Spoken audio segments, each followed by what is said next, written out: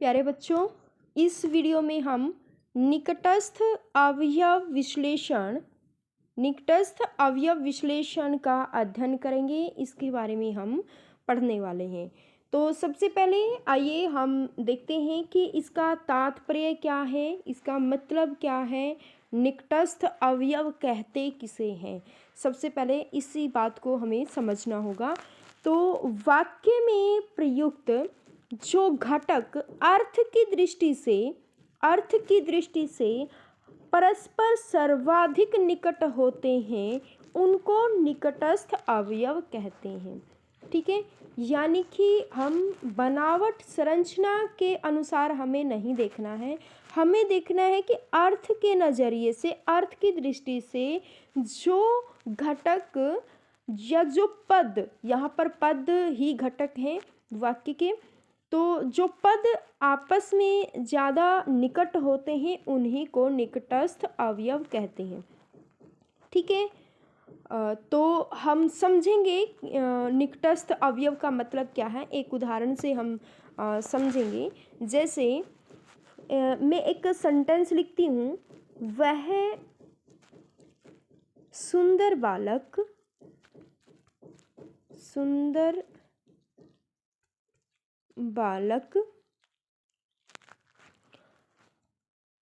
जो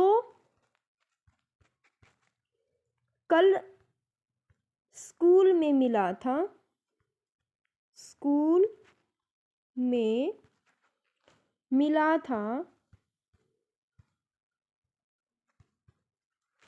आज फिर आ गया।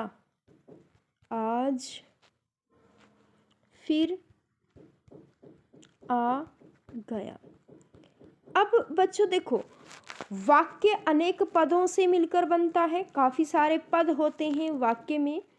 ठीक है, और प्रत्येक जो पद है वो वाक्य का अवयव कहलाता है, वो घटक कहलाता है। ठीक है, और वो अवयव, वो घटक मिलकर ही वाक्य का निर्माण करते हैं, वाक्य बनाते हैं। अब इस वाक्य में देखो कितने सारे जो पद हैं, वह सुंदर बालक, ठीक है, जो कल स्कूल में, ये पद है, मिला था, आज फिर आ गया, ये सारे के सारे अवयव हैं, ये पद हैं और पदों को ही अवयव कहते हैं। यही अवयव वाक्य के घटक हैं, इन्हीं को घटक कहते हैं।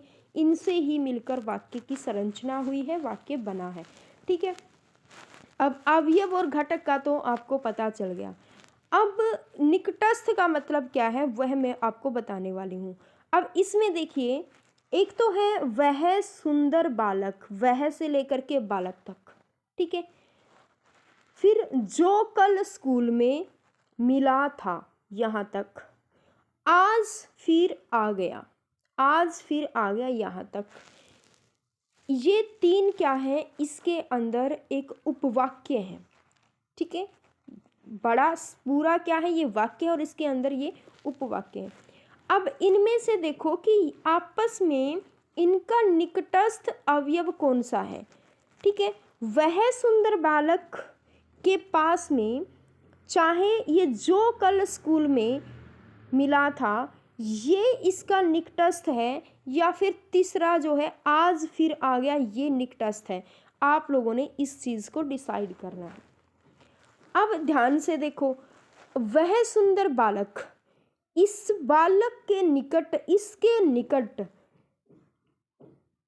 अगर शारीरिक रूप से अगर हम देखें तो पास में, तो फिजिकली पास में तो कौन सा बैठा है उपवाक्य, जो कल स्कूल में मिला था। लेकिन हमने देखना, हमने शारीरिक नहीं देखना, हमने अर्थ की दृष्टि से देखना है। अर्थ की दृष्टि से देखो, जो ये तीसरा वाला उपवाक्य आज फिर आ गया, तो कौन आया, अर्थ कैसे देखो, कौन आया, बालक आया नहीं, स्कूल में मिला था आया नहीं, बालक, इस बालक को देखो, ये बालक, वह सुंदर बालक आज फिर आ गया जो कल स्कूल में मिला था। तो अगर हम इस वाक्य को संरचना की दृष्टि देखें जाए, ये अशुद्ध वाक्य है। ये क्या है, ये अशुद्ध वाक्य, गलत वाक्य है। इसकी सही संरचना क्या होनी चाहिए, क्योंकि हमने देखना है कि बालक के निकट निकट क्या आना चाहिए? वह सुंदर बालक, वो बालक ही तो आया है। वह सुंदर बालक आज फिर आ गया जो कल स्कूल में मिला था। तो ये एक शुद्ध वाक्य बनेगा। ठीक है, तो इसलिए हमें वाक्य के घटक का मतलब क्या है? शारीरिक रूप से तो आप कुछ भी बिठा दो किसी को उसके पद के पास, लेकिन निकटस्थ पद वो होगा जो अर्थ की दृष्टि से उसके साथ जुड़ा होगा। तो बालक के साथ तो बालक ही आया ना, तो बालक के साथ ही के तुरंत बाद आपने इसको जोड़ना पड़ेगा कि वह सुंदर बालक आज फिर आ गया। वो बालक आ गया, बालक आया ना, फिर आप लिखोगे कि जो कल स्कूल में मिला था। ठीक है, तो ये इसकी शुद्ध संरचना होगी इस वाक्य की। तो इससे क्या स्पष्ट हुआ? इससे क्या स्पष्ट हुआ? इससे यह बात स्पष्ट हुई है कि आवश्यकता क्या है? निकटस्थ अवयव का अध्ययन करने की आवश्यकता क्या है? ठीक है, तो ये इसकी आवश्यकता इस जो अभी हमने एग्जाम्पल उदाहरण हमने किया था उससे पता चलता है कि जो वाक्य है, वाक्य के शुद्ध लेखन, वाक्य किसी भी वाक्य के शुद्ध लेखन और उसका शुद्ध उच्चारण और उसका समुचित, जो सबसे उचित सही उसका अर्थ है, उस अर्थ को ग्रहण करने के लिए हमें आवश्यकता है कि हमें निकटस्थ अवयव का पता होना चाहिए, उसका हमें अध्ययन करना चाहिए, उसका शुद्ध अशुद्ध का हमें पता होना चाहिए। ठीक है, अब बात आती है कि निकटस्थ अवयवों के अध्ययन के आधार क्या है, कि इसका अध्ययन हम कैसे कैसे करें, किस किस आधार पे करें। तो सबसे पहला आता है हमारा पदक्रम। पदक्रम को हम पढ़ चुके हैं कि वाक्य का जो है ये एक गुण होता है कि हमारा जो पद है उनका हम भाषा में, हर भाषा में उसका क्रम निश्चित होता है। ठीक है, कि सबसे पहले जो है वो संज्ञा आएगी, संज्ञा के साथ उसकी विशेषता बताने वाले शब्द यानी कि विशेषण कहाँ होने चाहिए, उनका क्या स्थान होना चाहिए, क्रिया का क्या होना चाहिए। ठीक है, और तो ये जो क्रम है उनके निश्चित होते हैं। तो इस पद क्रम को आधार बना के भी हमने इसका अध्ययन करना चाहिए। जैसे अगर हम उदाहरण के से समझें तो उदाहरण है, कृष्ण ने राधा का रासलीला में नृत्य देखा। ठीक है, तो कृष्ण ने राधा का रासलीला में नृत्य देखा। अब ये संरचना की दृष्टि से ये वाक्य जो है शुद्ध नहीं है। क्यों? क्योंकि इसमें निकटस्थ अवयव का ध्यान नहीं रखा गया है। जो ये निकटस्थ जो अवयव है, पद है, जैसे पद क्या है, कृष्ण ने एक पद, राधा का एक पद, रासलीला में ये एक पद है और नृत्य देखा ये एक पद है। यहाँ पर इसकी संरचना क्या होनी चाहिए? क्योंकि राधा के साथ नाच किसने किया था? वो राधा ने किया था ना, तो राधा के साथ नृत्य का कॉम्बिनेशन होना चाहिए। नृत्य और राधा को इकट्ठा करना होगा, इनको निकट करना होगा। ठीक है, तो ये शुद्ध वाक्य क्या बनेगा? कृष्ण ने रासलीला में, कृष्ण गया था रासलीला में, तो रासलीला और कृष्ण ये दोनों एक दूसरे के निकटस्थ अवयव हैं। तो इसको कृष्ण ने रासलीला में राधा का नृत्य देखा, ये शुद्ध वाक्य होगा। तो इसलिए हमें समझना होगा कि निकटस्थ वाक्य का निकटस्थ अवयव का मतलब क्या होता है। ठीक है, यानी कि जो उसके साथ कॉम्बिनेशन हो, जो उसके साथ फिट बैठे, हमें उस पद को वहीं रखना चाहिए। ठीक है, और अगर हम इसका अध्ययन करेंगे तो हम शुद्ध वाक्य लेखन और शुद्ध उच्चारण हमारा अपने आप हो जाएगा। इसके लिए इन चीज़ों का अध्ययन करना जरूरी है।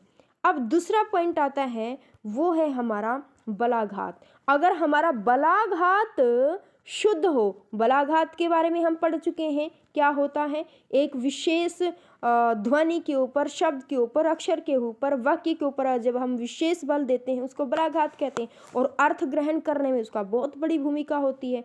तो जो बलाघात हमारा वो सही होना चाहिए, ठीक है, तो हम जो हमारा वाक्य भी शुद्ध होगा। ठीक है, मैंने आपको उदाहरण दिया था, रोको मत जाने दो।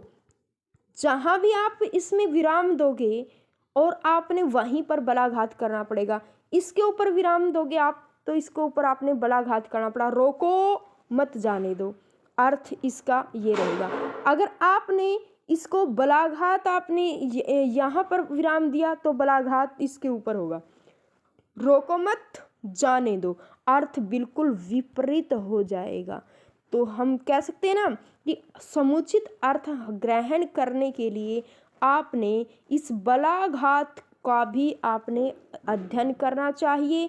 इसके बारे में आपको ने पता होना चाहिए कि जो विराम है ये किसके निकट होना चाहिए, कहाँ होना चाहिए। अब इसके पश्चात है हमारा नेक्स्ट पॉइंट, वो है हमारा योग्यता। योग्यता बहुत महत्वपूर्ण है। योग्यता क्या होती है हम इसको पढ़ चुके हैं, इसके बारे में एक बार फिर लेते हैं कि जो शब्द हैं उनके अंदर योग्यता होनी चाहिए। ठीक है, जैसे एग्जाम्पल लिखती हूँ मैंने लिखा कि मोहन ने एक फलों की टोकरी मेरे पास भेजी। क्या यह सही है? ये बिल्कुल अशुद्ध है, बिल्कुल भी सही नहीं है, गलत वाक्य है। क्यों? क्योंकि इसमें निकटस्थ अवयव का इसमें ध्यान ही नहीं है। तो जिसके कारण जो योग्यता की कसौटी पर, योग्यता जो वाक्य में होनी चाहिए, योग्यता की कसौटी पर वाक्य खरा नहीं उतरा।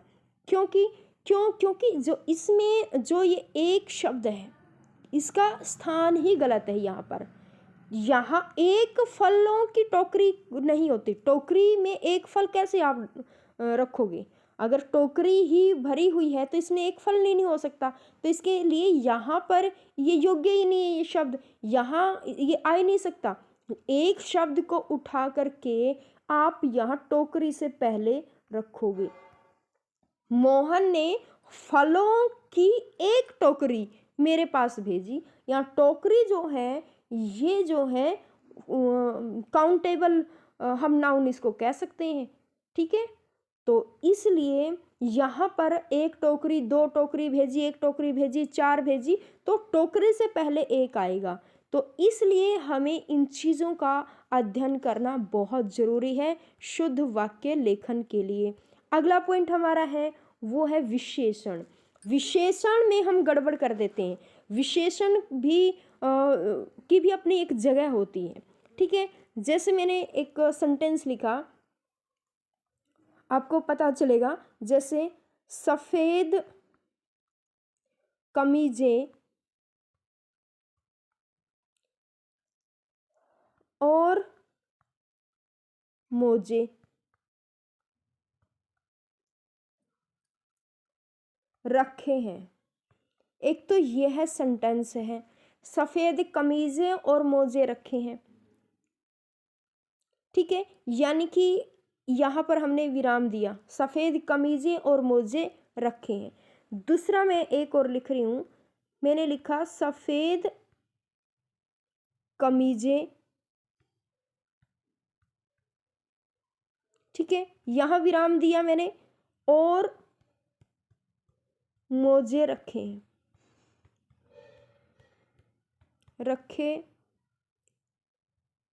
हैं। अब इसमें देखो, सफ़ेद कमीजें और मोजे, यहाँ विराम रखे हैं, सफ़ेद कमीजें यहाँ विराम लिया और मोजे रखे हैं। अब इसमें यहाँ पर जो पहला जो वाक्य है इसमें सफ़ेद, इसमें हमें पता चलता है कि कमीज और मोजे दोनों क्या हैं, दोनों सफ़ेद हैं। कमीज भी सफ़ेद है और मोजे भी सफ़ेद है, ठीक है। लेकिन दूसरा जो वाक्य है इससे पता चलता है कि सफ़ेद कमीज, कमीज तो सफ़ेद, लेकिन साथ में मोजे भी, घर पर मोजे भी रखे हैं, ठीक है। तो ये अर्थ में विभिन्नता आई है, अर्थ में जो ये भिन्नता आई है इसका कारण क्या है, इसका जो कारण है वो क्या है, वो हमारा अशुद्ध लेखन या सही हमारा बलाघात के कारण, इस या विशेषण जो है, विशेषण हमने सही नहीं लिखा, सही जगह नहीं लिखा। यहाँ विशेषण सफ़ेद विशेषण दोनों के साथ लगता है और यहाँ सिर्फ कमीज के साथ, ठीक है। तो ये क्या है, ये इससे पता चलता है कि विशेषण की भी अपनी एक जगह होनी चाहिए। विशेषण की अगर जगह सही है तो हम उसका समुचित अर्थ लगाते हैं। इसी प्रकार अगला हमारा पॉइंट है वो है अनुवाद। अनुवाद अगर हम कहें तो अनुवाद हम ट्रांसलेशन अगर हम की बात करें, ट्रांसलेशन अनुवाद, एक भाषा से दूसरी भाषा में ट्रांसलेट करना, बदलना, उसको अनुवाद कहते हैं। सपोज करो इंग्लिश में एक सेंटेंस है, इसमें भी हमें बहुत ध्यान रखने की ज़रूरत है, इसका भी हमें समुचित ज्ञान होना चाहिए। जैसे Ram fell in love with Sita, ठीक है, ये सेंटेंस है। अब इसकी ट्रांसलेशन अगर हम, ये जरूरी नहीं है कि हम वर्ड टू वर्ड ट्रांसलेट करें। अगर हम वर्ड टू वर्ड ट्रांसलेट करेंगे तो इसका मतलब क्या हुआ कि राम गिरा में, इनका मतलब में, राम गिरा में प्रेम के साथ सीता। अब क्या ये सेंटेंस सही है, क्या ये अनुवाद सही है? ये अनुवाद बिल्कुल गलत हो जाएगा। तो हम क्या करेंगे, इसका सही अनुवाद क्या होगा? सही अनुवाद होगा कि राम जो है, राम फेल इन लव, ये एक क्या है, एक फ्रेज है। फेल इन लव का मतलब ही क्या है? प्रेम करना, प्रेम होना। तो हम लिखेंगे कि राम जो है सीता से प्रेम करने लगा, राम सीता से प्रेम करने लगा, ठीक है। ये इसका सही अनुवाद होगा। तो इन चीज़ों का, इन बारीकियों का अध्ययन करना, इन बारीकियों को समझना बच्चों हमारे लिए बहुत ज़रूरी है, ठीक है। तो अब बात आती है कि उपयोगिता क्या है। जो हमने निकटस्थ अवयव का हम अध्ययन करते हैं, इसकी उपयोगिता क्या है? इसकी उपयोगिता, इसकी आवश्यकता ही है शुद्ध उच्चारण करना, शुद्ध वाक्य लेखन करना और समुचित अर्थ ग्रहण करना। अगर हमने इन बारीकियों का, इन जो बारीकियों का अगर हमने अध्ययन किया है अच्छे से, तो इसका मतलब क्या है, हम शुद्ध उच्चारण भी हमारा शुद्ध होगा, वाक्य लेखन हमारा शुद्ध होगा और हम सही अर्थ लगाएंगे वाक्य का, ठीक है। तो ये गलतियां हमसे नहीं होंगी, ठीक है। तो मैं उम्मीद करती हूँ कि आप जो वाक्य विश्लेषण की जो ये चीज़ है, ये लेसन है, ये पाठ है, आपकी समझ में आ गया होगा, ठीक है। आज इस वीडियो में सिर्फ इतना ही। Thank you.